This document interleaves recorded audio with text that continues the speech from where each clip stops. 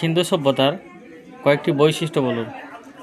সিন্ধু সভ্যতার বৈশিষ্ট্য হচ্ছে নগর পরিকল্পনা ব্যবস্থা খুব সুন্দর ছিল এবং নগর পরিকাঠামো যেগুলি ছিল সেগুলি খুব সুন্দর। এছাড়াও পানীয় জল, বিশেষ করে নলকূপের ব্যবস্থা, এবং সিন্ধু সভ্যতায় আমরা দেখতে পাই যে দুর্গ অর্থাৎ নগরকে সুন্দরভাবে ঘিরে রাখা হতো। এই ব্যবস্থাগুলি লক্ষ্য করা যায় স্যার। সিন্ধু সভ্যতার একটা প্রধান বন্দরের নাম বলুন। লোথাল স্যার। আচ্ছা, আপনি মহেঞ্জোদারো নাম শুনেছেন? হ্যাঁ স্যার, শুনেছি। আচ্ছা, মহেঞ্জোদারো তো কিসের জন্য বিখ্যাত ছিল বলুন? মহেঞ্জোদারো মিতের স্তূপ শব্দের অর্থ। মহেঞ্জোদারো একটা হরপ্পা সভ্যতার কেন্দ্র। এই কেন্দ্রটি বিশেষ করে বিখ্যাত ছিল জল মানে স্নানাগারের জন্য স্যার। আচ্ছা, স্নানাগারের আয়তন কত ছিল মানে বলতে পারবেন? না স্যার, এই মুহূর্তে 180 ইন্টু 108 ইন্টু 8। আচ্ছা, 180 ইন্টু 108 ইন্টু 8। 8। আচ্ছা, আপনি বলুন যে হরপ্পা নাম শুনেছেন নিশ্চিত, তাহলে হরপ্পা কিসের জন্য বিখ্যাত ছিল?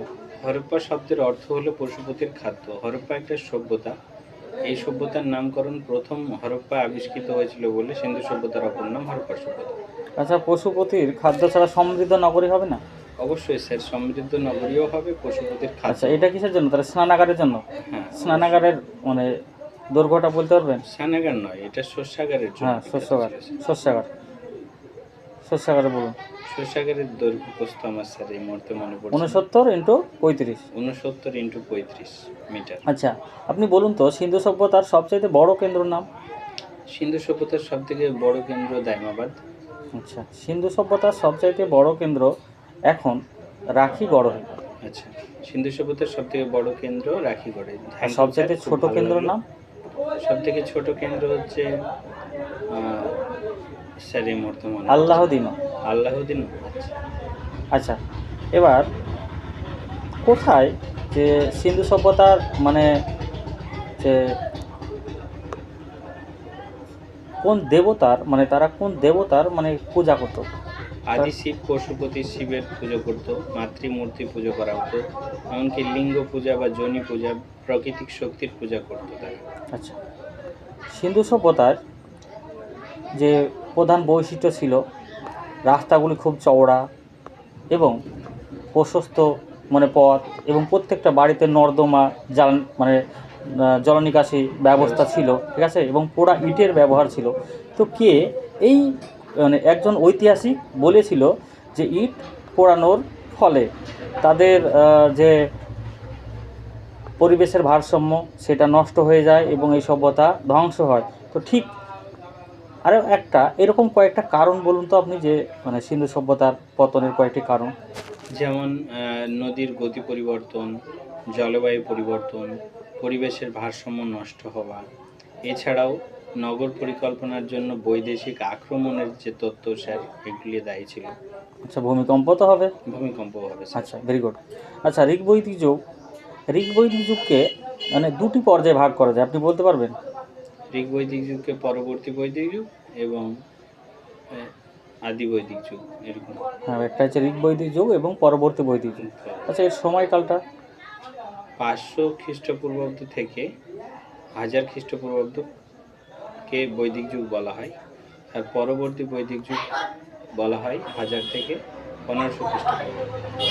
ঋগ বৈদিক যুগ যেটা মানে সেটা হচ্ছে 1000 থেকে 1500, আর পরবর্তী বৈদিক যুগ 1000 থেকে 600। আচ্ছা, 1000 থেকে 600 খ্রিস্টপূর্বাব্দ পরবর্তী বৈদিক যুগ, আর ঋগ বৈদিক যুগ হচ্ছে 1000 থেকে 1500 অব্দ। আচ্ছা আচ্ছা, এমন একটা বস্তুর নাম বলুন আপনি যেটা সিন্ধু সভ্যতায় ব্যবহার মানে জানতো না অথচ ঋগ বৈদিক যুগে ব্যবহার করতো। লোহা স্যার। আচ্ছা, ভেরি গুড। আচ্ছা, ঘোড়া? ঘোড়াও হবে স্যার। আচ্ছা, আপনি এবার বলুন যে সিন্ধু সভ্যতায় ব্যবহার ছিল অথচ ঋগ বৈদিক যুগে তারা জানতো না, মানে তার সম্পর্কে তার কোনো ধারণাই ছিল না। স্যার এই বিষয়ে সিংহ, লায়ন। সিংহ। আচ্ছা, যে ঋগ বৈদিক যুগের প্রধান দেবতাকে ছিল? ঋগ বৈদিক যুগে প্রধান দেবতা ইন্দ্র ছিল স্যার। আচ্ছা, ইন্দ্রকে কিসের দেবতা বলা হয়? ইন্দ্রকে পুরন্দর, দুর্গ ধ্বংসকারী, যাকে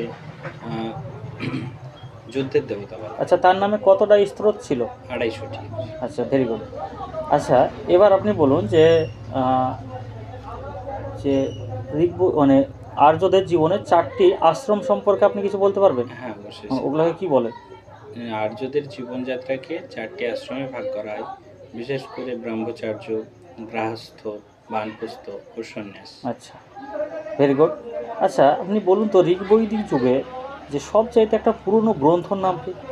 ঋগ্বৈদিক যুগের সব থেকে পুরনো গ্রন্থ হচ্ছে ঋগ্বেদ। আচ্ছা, এই ঋগ্বেদ কে রচনা করেছিল? ঋগ্বেদ ঋগ্বেদ রচনা করেছিলেন আদি মনীষী বা মহাঋষিগণ। আচ্ছা, ঋগ্বেদ এর কত শ্লোক ছিল? স্যার এই মুহূর্তে মনে পড়ছে না। 1028। 1028টি শ্লোক ছিল আচ্ছা, ঋগ্বেদে। বলুন তো যে সঙ্গীত, স্তোত্র তো স্যার এটা। হ্যাঁ, যে সঙ্গীত, 1028টি হ্যাঁ স্তোত্র রয়েছে। হ্যাঁ, যে সঙ্গীত, আমরা যে গান শুনি, তো এই সঙ্গীতের ধারণা আমরা প্রাচীন মানে সেই ঋগ্বৈদিক যুগে একটা গ্রন্থ থেকে পেয়েছিলাম, তার নাম কি? Samaveda sir. Good, very good. আচ্ছা, এবার বলুন যে আমরা যে পূজা অর্চনা করি, সেই যে নিয়মাবলী, যে বলি দেওয়া, এতগুলা এইসব লাগবে, হ্যাঁ, কোন টাইমে কি করতে হবে, এই যে মানে সব কিছু লিপিবদ্ধ ছিল, সেই গ্রন্থটার নাম কি? এটা সামবেদে লেখা আছে স্যার। এটা হচ্ছে যজুর্বেদ। আচ্ছা, যজুর্বেদ। আমরা যে মন্ত্রতন্ত্র বশীভূত করি, সেই মন্ত্রতন্ত্র বেদ কোনটাকে বলা হয়? Atharvaveda sir. Atharvaveda, very good. আচ্ছা, ত্রয়ীবিদ্যা সম্পর্কে আপনি বলতে পারবেন কিছু? না স্যার, আমার মনে পড়ছে না। ঋক, সাম, যজু, এই 3টি বেদকে একত্রে ত্রয়ীবিদ্যা বলা হয়, কেননা সেই সময় অথর্ববেদে মানে এমন কিছু নাই যে সেগুলো আমাদের পূজা অর্চনার কাজে লাগতো, তাই অথর্ববেদকে বাদ দিয়ে ওই 3টে বেদকে আমাদের ত্রয়ীবিদ্যা বলা হয়।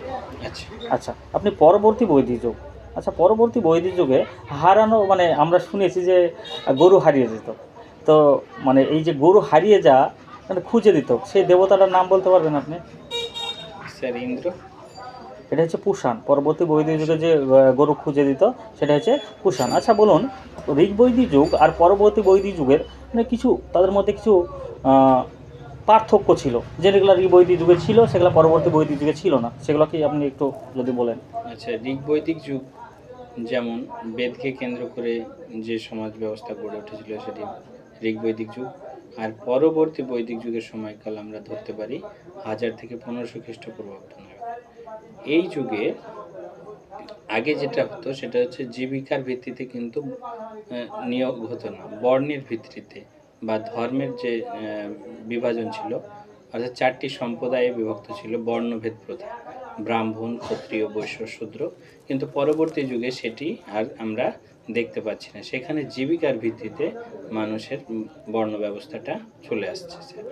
আমরা এইভাবে বলতে পারি না যে ঋগ্বৈদিক যুগে বর্ণের ভিত্তিতে সমাজকে বিভক্ত করা হতো, আর পরবর্তী বৈদিক যুগে হচ্ছে কর্মের ভিত্তিতে, এবং অবশ্যই। ঋগ্বৈদিক যুগে নারীদের অবস্থা ভালো ছিল না, ভালো ছিল, আর পরবর্তী বৈদিক যুগে নারীদের অবস্থা খারাপ ছিল, তো কেন সেখানে সতীদাহ প্রথা, বিধবা মানে বাল্য বিবাহ এবং পুরুষদের একাধিক অবশ্যই বিবাহ স্যার। প্রচলিত হয়। পরবর্তী বৈদিক যুগে নারীদের অবস্থান একটু সরে গিয়েছিল, অর্থাৎ কমে গিয়েছিল। নারীরা সমাজে দাস দাসত্ব প্রথা ছিল, দেবদাসী প্রথা, বাল্যবিবাহ, সতীদাহ প্রথা, এর ফলে নারীদের ক্ষমতা কিছুটা কমে গিয়েছিল। ঋগ্বৈদিক যুগের আপনি বলুন দুজন নারী যারা বহুল পরিচিত এবং ঋগ্বেদে অনেক গ্রন্থে তাদের নাম পাওয়া যায় এবং তারা আমরা জেনে থাকি। স্যার মৈত্রী, লোপামুদ্রা, গার্গী। গার্গী। আচ্ছা, এবার আপনি বলুন যে পরবর্তী বৈদিক যুগ, সেই পরবর্তী বৈদিক যুগে তো আমরা সব কিছু মানে আপনি বললেন, বেশ ভালো কথা। আপনি যে মানে এরপরে স্টেপটা কী আছে, মানে ঋগ্বৈদিক যুগ, তারপর পরবর্তী বৈদিক যুগ, তার পরবর্তী স্টেপে কী আছে? ষোড়শ মহাজন। ষোড়শ মহাজন পদ, ঠিক বলেছেন আপনি। তো ষোড়শ মহাজন পদ, আচ্ছা ষোড়শ মহাজন পদ কেন বলা হয়? কারণ হচ্ছে খ্রিস্টপূর্ব 6ষ্ঠ শতকে ছোট ছোট জনপদগুলি একত্রিত হয়ে এক একটি মহাজনপদ হিসেবে উত্তর ভারতে নদী উপকূলে 16টি মহাজনপদে গঠিত হয়েছিল। একটি মাত্র দক্ষিণ ভারতে ছিল, সেটি হচ্ছে অসম। আচ্ছা, এক কথা হচ্ছে মানে 6ষ্ঠ শতকে এই রাজ্যগুলা গড়ে উঠেছিল, তাই একে মানে ষোড়শ মহাজনপদ বলে, 16টি রাজ্য, তাই তো? আচ্ছা, তো 16টি মহাজনপদ, তো 16টি মহাজনপদের মধ্যে আমরা জানি যে 2টি ছিল প্রজাতান্ত্রিক, আপনি কি নাম বলতে পারবেন? হ্যাঁ স্যার, বলতে বৃজি এবং মল্ল। আচ্ছা, এর মধ্যে আমরা জানি যে সবগুলা ছিল উত্তর ভারতে, একমাত্র একটা ছিল দক্ষিণ ভারতে, সেটার নাম অসমক স্যার। আচ্ছা, ভেরি গুড। আচ্ছা বলুন তো, এই যে 16টা মহাজন পদ, এর মধ্যে সবচাইতে শক্তিশালী হয়ে উঠেছিল কে, মানে কোন মানে জনপদটি? বৃহৎ সাম্রাজ্য শক্তিশালীতে পরিণত হয়েছিল মগধ স্যার। বাস, ভেরি গুড।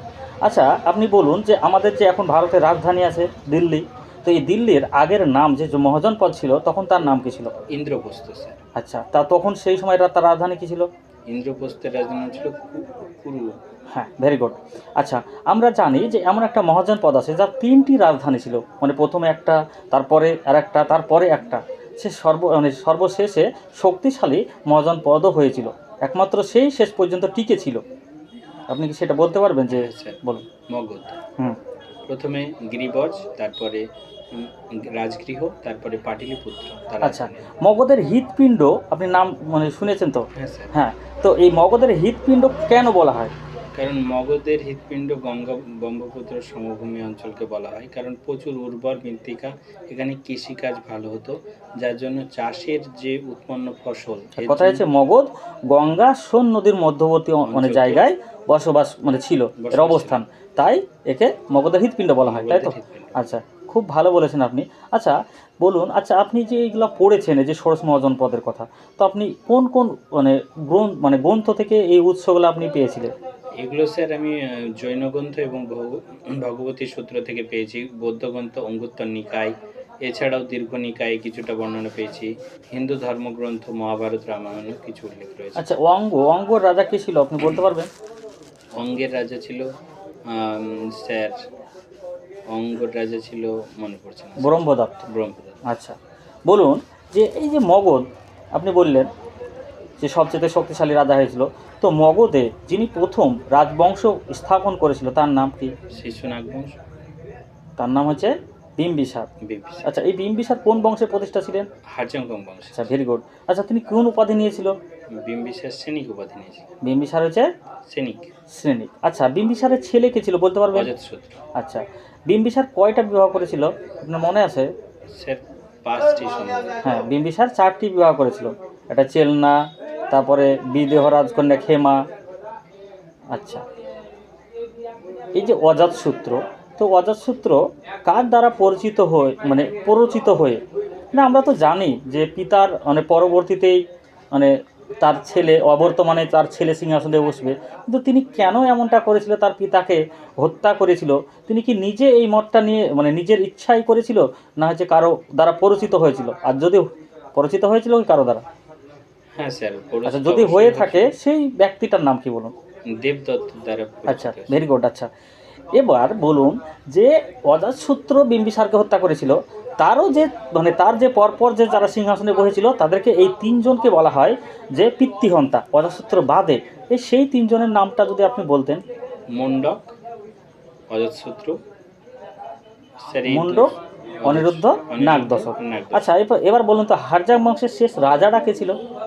হাজং বংশের শেষ রাজা ছিল মণ্ডক। আচ্ছা, ভেরি গুড। এবার যে হারজাং বংশের পর কোন বংশ আসছে? হাজং বংশের পরে শিশুনাগ বংশ আসে। আচ্ছা, শিশুনাগ বংশের প্রতিষ্ঠাতা কে ছিলেন? শিশুনাগ। আচ্ছা, ভেরি গুড। আচ্ছা, এই বংশের শ্রেষ্ঠ রাজা কে ছিল? কাকাবর্ণ। আচ্ছা, তার নাম আরেকটা কি? কালাস। বাহ, ভেরি গুড। আচ্ছা, শেষ রাজা কে ছিল?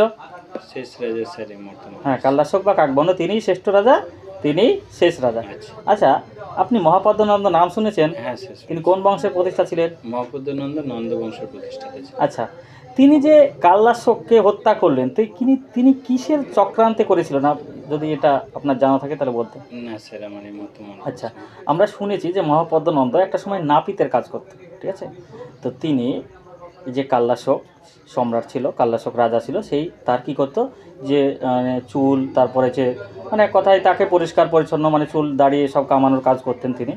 এবং পরবর্তীকালে তিনি কী হয়েছিল, কাল্লাশকের যে স্ত্রী ছিল, মানে কথায় রানী বলছি আমরা তাকে, তার সঙ্গে অবৈধ সম্পর্কে জড়িয়ে পড়ে এবং তার স্ত্রীর দ্বারা পরিচিত হয়ে তিনি কাল্লাশককে হত্যা করেন এবং তার স্ত্রীকে তিনি বিবাহ করেন এবং নন্দবংশের প্রতিষ্ঠা করেন, ঠিক আছে? আচ্ছা, নবানন্দ কাকে বলে বলুন? নন্দবংশ রাজা মহাপদ্মনন্দ এবং তার 8জন ভাই বা পুত্রকে একত্রে বলা হচ্ছে নবানন্দ। আচ্ছা, ভেরি গুড। এই যে নন্দবংশের যে প্রতিষ্ঠাতা মহাপদ্মনন্দকে কি কি নামে ডাকা হয়? দ্বিতীয় পরশুরাম। মহাপদ্মনন্দকে বলা হয় দ্বিতীয় পরশুরাম আর শত্রু নিধনকারী। সূত্র নিধনকারী তো আমরা অন্যটা শুনেছি, বিন্দুসারকে অজাতশত্রু। স্যার এটাই মনে পড়ছে স্যার। এটা তো আমরা বিন্দু মানে আচ্ছা আপনি বলুন যে দ্বিতীয় পরশুরাম তাকে বলা হয় সর্বক্ষত্রিয় ছেতা, তাই তো? তারপর উত্তর ভারতের প্রথম ঐতিহাসিক রাজা মানে সম্রাট বলা হয়। আচ্ছা, খুব ভালো বলেছে। আপনি আলেকজান্ডারের নাম শুনেছেন? হ্যাঁ স্যার। আচ্ছা বলুন তো, মানে এই সেই মহান ব্যক্তি গ্রেট আলেকজান্ডার, তিনি কোন মানে ভারতবর্ষে সেই সময় কোন রাজা সমসাময়িক ছিলেন যে তার রাজত্বকালে তিনি এসেছিলেন? নন্দবংশের রাজা ধননন্দ। আচ্ছা, ভেরি গুড। আচ্ছা আপনি বলুন যে যে কেমন এমন একজন রাজা ছিলেন যিনি আলেকজান্ডারের ভয়ে তার কাছে আত্মসমর্পণ করেছিল এবং তাকে উপঢৌকন দিয়েছিল? আচ্ছা গুড। আচ্ছা, আলেকজান্ডারের বিরুদ্ধে এমন একটা রাজার আমরা নাম জানি যে তিনি প্রতিরোধও গড়ে তুলেছিলেন এবং সে যুদ্ধক্ষেত্রে মারাও গিয়েছিল, হ্যাঁ, তো তার নাম কি? সেটা স্যার পুরু। আচ্ছা, আলেকজান্ডার যে জায়গাটায় যুদ্ধ করেছিল সেই জায়গাটার নাম হিদাসপিস। হ্যাঁ, ঝিলাম নদীর তীরে সেই যুদ্ধটার নাম ছিল হিদাসপিসের যুদ্ধটা। আচ্ছা, আলেকজান্ডার কতদিন ভারতে ছিলেন? 19 মাস। আচ্ছা, কত খ্রিস্টাব্দে ছিলেন তিনি? 324 খ্রিস্টাব্দ। আচ্ছা, ভেরি গুড। আচ্ছা, তিনি 19 মাস থাকার পর যে এখানে যে কদিন ছিলেন 19 মাস, তিনি দুইটি শহরও প্রতিষ্ঠা করেছিল। বলতে পারবেন সেই শহর দুটির নাম? মুকেফিলাস এবং নিকয়া। আচ্ছা, এবং আলেকজান্ডার যে এইগুলা যে রাজত্বগুলা প্রতিষ্ঠা করে গেল, সেইখানে কাকে দায়িত্ব দিয়ে গেছিল? ম্যাসিডোনিয়ার রাজা সেলুকাসকে। আচ্ছা, ভেরি গুড। আলেকজান্ডারের কোথায় মৃত্যু হয়েছিল ভারতবর্ষ থেকে প্রত্যাবর্তন করার পর? ব্যাবিলনে 32 বছর বয়সে তিনি 32 বছর তিনি মারা যান। আচ্ছা, ভেরি গুড। এবার আপনি বলুন যে নন্দবংশের পর কোন বংশ প্রতিষ্ঠিত হচ্ছে? মৌর্য বংশ। এই মৌর্য বংশ এর প্রতিষ্ঠাতা কে ছিল? চন্দ্রগুপ্ত।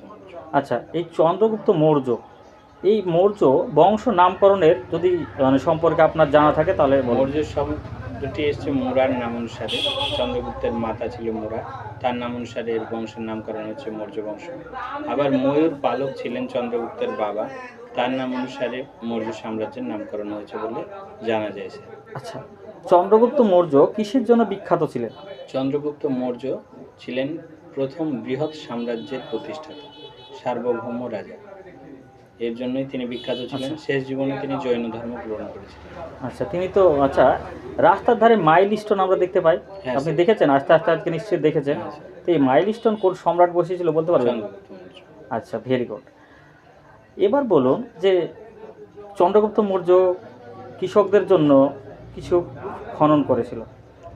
কূপ খনন করেছিলেন, হ্রদ খনন করেছিলেন, যেগুলি যেমন সুদর্শন হ্রদ খনন করে জলসেচের ব্যবস্থা করেছিলেন। আচ্ছা, চন্দ্রগুপ্ত মৌর্যের যে প্রধানমন্ত্রী ছিল, তিনি বিখ্যাত ব্যক্তি, হ্যাঁ, তো তার নাম কি? কৌটিল্য চাণক্য বিষ্ণুগুপ্ত।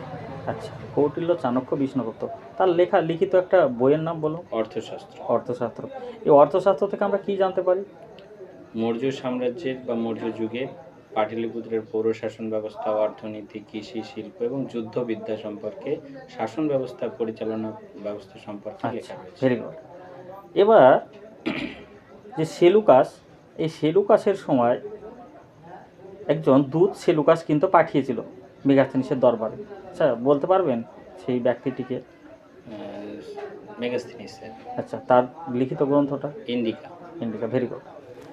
তাহলে এবার বলুন আপনি যে চন্দ্রগুপ্ত মৌর্যের পর তো তার পুত্র বিন্দুসার সিংহাসনে বসছেন, তাই তো?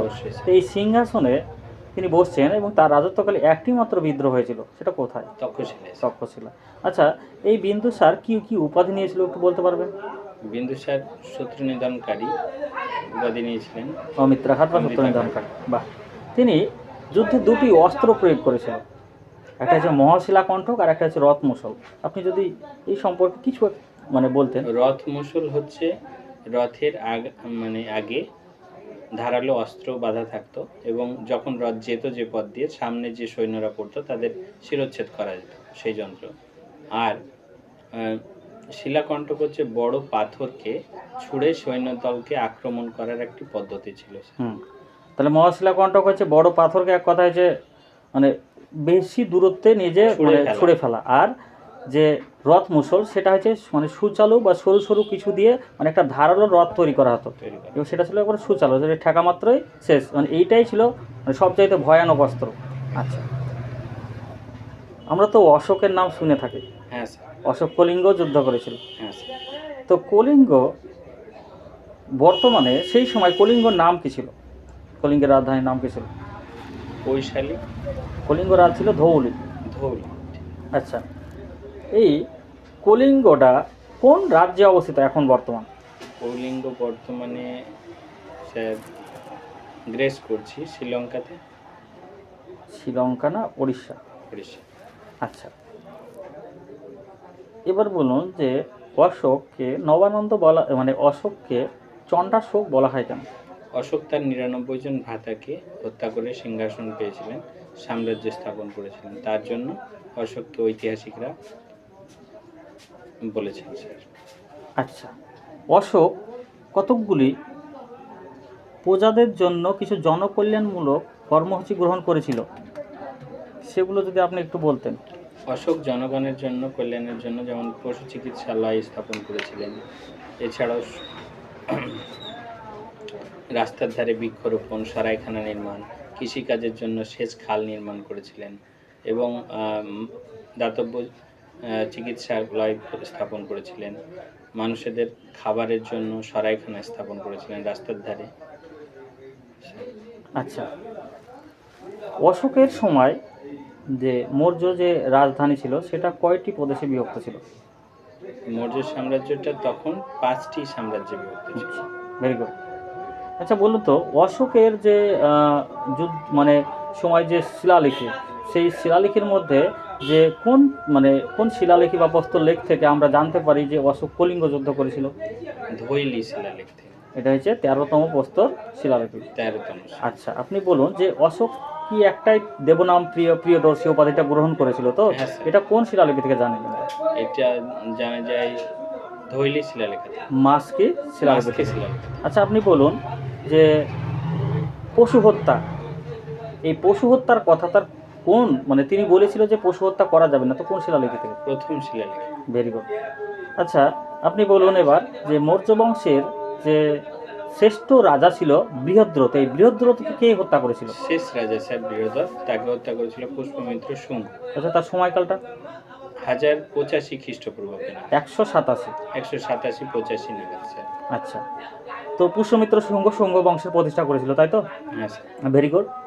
আপনি এবার বলুন যে জৈন ধর্ম যে 24 জন তীর্থঙ্কর ছিল, সেই তীর্থঙ্করের মধ্যে প্রথম তীর্থঙ্কর কে ছিল? ঋষভনাথ বা আদিনাথ। আচ্ছা, তার প্রতীকটা বলতে পারবেন?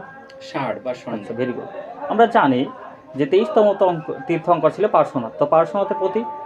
পার্শ্বনাথের প্রতীক ছিল সিংহ। পার্শ্বনাথের প্রতীক ছিল গুণ্ঠিত সর্প। পার্শ্বনাথের কুণ্ঠিত সর্প। আর মহাবীরের প্রতীক কি ছিল? সিংহ স্যার। আচ্ছা, একজন মহিলা ছিল, তার নাম হচ্ছে মল্লিনাথ। আচ্ছা, তীর্থঙ্কর শব্দের অর্থ কি বলুন? তীর্থঙ্কর শব্দের অর্থ হচ্ছে যিনি জ্ঞানী বা পরম জ্ঞানী। এক কথায় হচ্ছে ধর্মপ্রচারক। এক কথায় হচ্ছে ধর্মপুরুষ, মানে ধর্মপ্রচারক, যারা ধর্ম প্রচার করতো তাদেরকে তীর্থঙ্কর বলে। আচ্ছা, এবার আপনি বলুন যে জৈন যে ধর্ম, এই যে ধর্মের যে 2টি সম্মেলন হয়েছিল, সেই সম্মেলন সম্পর্কে আপনার কিছু জানা আছে? হ্যাঁ, প্রথম জৈন সম্মেলন এবং দ্বিতীয় জৈন এই সম্মেলন। লোক শোনেন, বসেন। আচ্ছা, কোথায় হয়েছিল? প্রথম জৈন সম্মেলন পাটলিপুত্রে 300 খ্রিস্টপূর্বাব্দে নাগাদ হয়েছিল। আর দ্বিতীয়টা? দ্বিতীয়টা বলফিতে হয়েছিল 275 খ্রিস্টপূর্বাব্দে। প্রথমটা হয়েছিল 300 খ্রিস্টপূর্বাব্দে, আর দ্বিতীয়টা হয়েছিল 512 বা 512 খ্রিস্টপূর্বাব্দে। আর এদের সভাপতি কে ছিল? প্রথমটাই ছিল স্থলভদ্র, দ্বিতীয়টাই ছিল দেবার্থী ক্ষমাসুর। আচ্ছা, কর্ণাটকের যে শ্রবণ বেলগোলা, সেই শ্রবণ বেলগোলায় চন্দ্রগুপ্ত মৌর্য যে প্রায় প্রবসনে অনশনে দেহ ত্যাগ করছেন, সেখানে একটা জৈনদের একটা মন্দির নির্মাণ করা হয়েছিল, সেই নামটা বলতে পারবেন? স্যার কর্ণাটকের শ্রবণ বেলগোলায় গোমতেশ্বরী মন্দির। আচ্ছা, কর্ণাটকের শ্রবণ বেলগোলা। আচ্ছা, এবার আপনি বলুন যে আপনি গৌতম বুদ্ধ তো নাম শুনেছেন? হ্যাঁ স্যার। তো এই গৌতম বুদ্ধের পিতা এবং মাতা কে ছিল? গৌতম বুদ্ধের পিতা ছিল যশোধারা, মা ছিলেন যশোধরা তো স্ত্রী ছিল। আচ্ছা স্যার, এই মুহূর্তে মনে পড়ছে। গৌতম বুদ্ধের পিতা ছিল শুদ্ধোধন এবং মাতা ছিল মায়াদেবী। আচ্ছা, শুদ্ধোধন পিতা এবং মায়াদেবী তার মাতা। মা 1 সপ্তাহ পর মারা যায় এবং তিনি কার কাছে মানুষ হয়েছিলেন বলুন তো? তার মাসি গৌতমী। বালাশ্রী, এবং তার নাম অনুসারে গৌতমী গৌতমের নামটা বালাশ্রী। হয়েছিল। আচ্ছা, আপনি কি মহাপরিনির্বাণ এই সম্পর্কে কিছু জানেন? হ্যাঁ স্যার, বলুন। গৌতম বুদ্ধ যখন জীবনাবসান হয় সেই ঘটনাকে মহাপরিনির্মাণ বলে। আচ্ছা, খুব সুন্দর বলেছেন। আচ্ছা বলুন তো, এর মহাভিনিষ্ক্রমণটা কি? মহাবিনিষ্ক্রমণ হচ্ছে সংসারের মায়া ত্যাগ করে গৌতম বুদ্ধ 29 বছর বয়সে মধ্যরাত্রে যে বিদায় নিচ্ছে সংসারের মায়া ত্যাগ করে, এইটি মহাবিনিষ্ক্রমণ। এক কথা হচ্ছে সাধারণ জনসাধারণের বৌদ্ধ ধর্মের দুঃখ কষ্ট দূর করার সাধনায় জন্য চলে যাচ্ছে। এবং জ্ঞান লাভ করার জন্য তিনি। আচ্ছা, বৌদ্ধ ধর্মের ত্রিরত্ন সম্পর্কে আপনি বলতে পারবেন? ধর্ম, সংঘ, বুদ্ধ ধর্ম ও সংঘ, সংঘ, এটা। এই আচ্ছা, আর তিনটি। জৈন ধর্মে কি ছিল? জৈন ধর্মে কি ত্রিরত্ন ছিল? হ্যাঁ স্যার, ছিল। আচ্ছা বলুন। জৈন ধর্মের ত্রিরত্ন ছিল জৈন ধর্মের মূল অঙ্গ স্যার, এই মুহূর্তে সদ্জ্ঞান, সদ্বিশ্বাস, সদাচরণ। আর এখানে ছিল বুদ্ধ ধর্ম, সংঘ, বৌদ্ধ ধর্মে। আচ্ছা, বৌদ্ধ ধর্মের বলুন তো কয়টা বৌদ্ধ ধর্ম সম্মেলন হয়েছিল? বৌদ্ধ ধর্ম সম্মেলন 4টি হয়েছিল স্যার। আচ্ছা, 5টা বলতে পারি না আমরা? অবশ্যই স্যার, আচ্ছা 5টা বলা যায়। আচ্ছা, এবার বলুন যে বৌদ্ধরা কোন ধর্ম সম্মেলনে বৌদ্ধরা 2টি ভাগে ভাগ হয়ে যায়, হিনজান আর মহাযান? তৃতীয় বৌদ্ধ সম্মেলনে সম্ভবত স্যার। আচ্ছা, আপনি বলেন তো একজন হিনজান যিনি ধর্মগ্রহণ করেছিল, যিনি বিশ্ব ধর্মে মানে বৌদ্ধ ধর্মকে বিশ্ব ধর্মে পরিণত করেছিল, তো সেই একজন সম্রাটের নাম বলুন তো? অতীতে এখনকার শিব জ্ঞান, আর গ্রহণ করেছিলেন ধর্মপাল, গ্রহণ করেছিলেন হর্ষবর্ধন করেছিলেন। আচ্ছা, এটা বিশ্ব ধর্মে পরিণত করেছিল সম্রাট অশোক, তিনি ছিলেন হিনজান। মানে হিনজান বলতে তাদেরকে বোঝায় বৌদ্ধ ধর্মের মধ্যে যারা হচ্ছে গৌতম বুদ্ধের খড়গ পূজায় বিশ্বাসী ছিল, মানে পা থেকে মাথা পর্যন্ত পুজো করতেন, বিশ্বাসী ছিলেন না। হ্যাঁ, খড়গ পূজায়। এবং গৌতম বুদ্ধ যে যে স্থানে পরিভ্রমণ করেছে সেই সব স্থানগুলিকে এক কথায় পরিদর্শন করা। আচ্ছা, একজন মহাজনপন্থী ছিলেন, একজনের যে কোনো একজনের নাম বলুন। মহাযান সম্প্রদায় পন্থী ছিলেন কুষাণ সম্রাট যেমন কনিষ্ঠ, কুষাণ তারা সম্রাট কিন্তু পা থেকে মাথা পর্যন্ত পূজা করতো। আচ্ছা, গৌতম বুদ্ধের যে মূর্তি পূজা, এই মূর্তি পূজা প্রথম কোন শিল্প পদ্ধতিতে তৈরি হয়েছিল? গান্ধার শিল্প। আচ্ছা, রংটা কেমন ছিল? শ্বেত কালো। একবারে সাদা, তাই তো? বাহ, ভেরি গুড। আচ্ছা, এবার আপনি বলুন যে আমাকে বৌদ্ধ ধর্ম আর জৈন ধর্মের মধ্যে অমিলটা আমাকে বোঝান। বৌদ্ধ ধর্মের কঠোরতা ছিল তুলনামূলকভাবে কম, কিন্তু জৈন ধর্মের যে নিয়মাবলী কঠোরতা সেটি ছিল খুব কঠোর। অর্থাৎ বৌদ্ধ ধর্মের মধ্যম পন্থা নিতেন। আর সনাতন হিন্দু ধর্মের থেকে বৌদ্ধ ধর্ম অনেকটাই ভালো ছিল, কিন্তু জৈন ধর্ম সনাতন হিন্দু ধর্মের কতকটা অঙ্গাঙ্গি বলা চলে। জৈন ধর্মের প্রবর্তক ছিলেন মহাবীর, কিন্তু এই জৈন ধর্মের গৌতম বুদ্ধ ছিলেন বৌদ্ধ ধর্মের প্রবর্তক, আর জৈন ধর্মের প্রবর্তক ছিলেন মহাবীর। বৌদ্ধ ধর্ম পালি ও সংস্কৃত ভাষায় প্রবর্তিত হতো, কিন্তু জৈন ধর্মের ভাষাগুলি ছিল প্রাকৃত এবং পালি কিছু কিছু ক্ষেত্রে স্যার। এক্ষেত্রে আমরা যেটা মানে স্পষ্টভাবে বলতেই পারি যে জৈন ধর্ম কঠোরভাবে পালন করা হতো আর বৌদ্ধ ধর্ম সহজ সরলভাবে পালন করা হতো।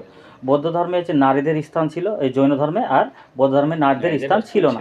এবং বৌদ্ধ ধর্মে কোনো জৈন ধর্মে কোনো মঠের ছিল না, মঠ কোনো গুরুত্বপূর্ণই ছিল না, কিন্তু বৌদ্ধ ধর্মে মঠই ছিল প্রধান উপদেষ্টা। ঠিক আছে, আচ্ছা, হয়ে গেল। এবার আপনি বলুন যে বৌদ্ধ ধর্ম আর জৈন ধর্মের মধ্যে মিল আছে কোনগুলো নেই? বিশেষ করে দুটি প্রতিবাদী ধর্ম আন্দোলনের পর গড়ে উঠেছিল খ্রিস্টপূর্ব 6ষ্ঠ শতকে, এটা একটা মিল। এবং দুটি ধর্মতেই মানব সেবা বা অহিংসার কথা বলা হয়েছে, এটা একটা মিল। মানে দুটি এক কথা হচ্ছে 6ষ্ঠ শতকে গড়ে উঠেছিল এবং প্রতিটি ধর্মে অহিংসার কথা বলা হয়েছে, তাই তো? এবং দুটি ধর্মেই মানে কোনো মূর্তি পূজার স্থান ছিল না। আচ্ছা, শশাঙ্ক আপনি নাম শুনেছেন? হ্যাঁ স্যার, শুনেছি। আচ্ছা, শশাঙ্ক রাজধানী? মুর্শিদাবাদের কর্ণসুবর্ণ, রাঙামাটি। আপনার বাড়ি তো বললেন মুর্শিদাবাদ, আপনি গিয়েছেন? হ্যাঁ স্যার, গিয়েছি। তো এই মুর্শিদাবাদের কর্ণসুবর্ণ একজন কলকাতার অধ্যাপক ইতিহাসবিদ, তিনি আবিষ্কার করেছিলেন, তার নামটা বলতে পারবেন? সুধীর চৌধুরী। সুধীর চৌধুরী, 1962 সালে। 1962 সালে সুধীর চৌধুরী। আচ্ছা, এই কর্ণ সুবর্ণ, তো এই কর্ণ সুবর্ণ নামটা কেন করা হয়েছিল? কর্ণ সুবর্ণ একটা বৌদ্ধ বিহার ছিল রাঙামাটি, তার জন্য নামকরণ করা হয়েছিল। গৌড়ের রাজধানী ছিল শশাঙ্কের সময়। আচ্ছা, শশাঙ্ককে বৌদ্ধ বিদ্বেষী বলা হয় কেন? কারণ তিনি শৈব ধর্ম অবলম্বী ছিলেন এবং কথিত আছে যে তিনি একবার বৌদ্ধ ভিক্ষু কেটে দিয়েছিলেন, বৌদ্ধের যে খড়ম সেটিকে গঙ্গার জলে ভাসিয়ে দিয়েছিলেন এবং বৌদ্ধ যে স্তূপ সেটিকে ধ্বংস করেছিলেন। কিন্তু এটি সত্য নয় স্যার। তিনি সর্বধর্ম সমন্বয়ে বিশ্বাস করতেন এবং শৈব ধর্ম গ্রহণ করলেও বৌদ্ধ ধর্মের পৃষ্ঠপোষকতা করেছিলেন। তার সময় কর্ণ সুবর্ণে একটি বৌদ্ধ বিহার রাঙামাটি তৈরি হয়েছিল, আচ্ছা, বিকাশ লাভ করেছিল। আপনি গুপ্ত যুগ নাম শুনেছেন তো? হ্যাঁ স্যার, শুনেছি। তো গুপ্ত যুগকে সুবর্ণ যুগ বলা হয় কেন? গুপ্ত যুগ একটি সুবর্ণ যুগ বলা হয় কারণ গুপ্ত যুগে অর্থনৈতিক, বিশেষ করে বৈদেশিক বাণিজ্য, শিল্প, সাহিত্য, সংস্কৃতি এবং সংস্কৃত ভাষা সাহিত্যের ক্ষেত্রেও গুরুত্বপূর্ণ অবদান রেখেছিল এবং এই সব অভূতপূর্ব উন্নতির জন্য গুপ্ত যুগকে আমরা সুবর্ণ যুগ বা স্বর্ণযুগ বলি। গুপ্ত যুগের প্রতিষ্ঠাতা কে ছিলেন? গুপ্ত যুগের প্রতিষ্ঠাতা ছিল শ্রীগুপ্ত স্যার। আচ্ছা, ভেরি গুড। আচ্ছা, আপনি নাম শুনেছেন যে প্রথম চন্দ্রগুপ্ত। হ্যাঁ স্যার। তো এই প্রথম চন্দ্রগুপ্ত একটা তার সিংহাসন আরোহণকে স্মরণ করার জন্য কি করেছিল? একটি অব্দ প্রবর্তন করেছিল যার নাম গুপ্তাব্দ স্যার। কত সাল? 320 অব্দে। 319 থেকে 20। Very good. আচ্ছা, আপনি বলুন যে সমুদ্রগুপ্ত আমরা নাম তো শুনেছি, হ্যাঁ স্যার। তাকে ভারতের নেপোলিয়ান বলা কতটা যুক্তিযুক্ত? স্যার, এটা আমি বলবো ভিনসেন্ট স্মিথ, ঐতিহাসিক, একজন ব্রিটিশ ঐতিহাসিক, তিনি সমুদ্রগুপ্তকে ভারতের নেপোলিয়ানের সঙ্গে তুলনা করে এই কথাটি বলেছিলেন।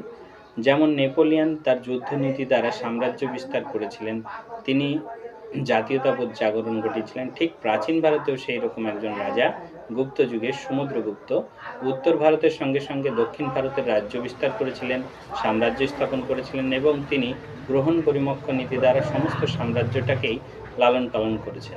আচ্ছা, এই যে বললেন গ্রহণ পরিমক্ষ নীতি, এটা বলুন তো।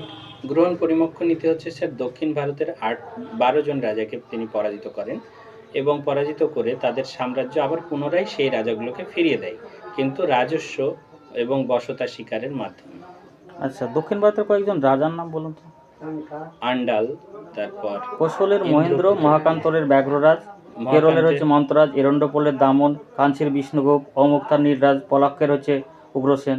আচ্ছা, সমুদ্রগুপ্ত যে সভাকবি হরিসেন ছিল, হরিসেন ছাড়া আরেকজন কে ছিল? বসুবন্ধু। তো সমুদ্রগুপ্ত একটা গ্রন্থ লিখেছিল, নামটা জানা আছে আপনার? কৃষ্ণচরিত্র। আচ্ছা, তিনি কবিরাজ মার্ক উপাধি নিয়েছিলেন, তাই তো? তো এটা কোন শিলালিপি থেকে জানতে পারি আমরা? কবিরাজ মার্ক উপাধি নিয়েছিলেন, এটি আমরা জানি যে এলাহাবাদ পদ্ধতি থেকে।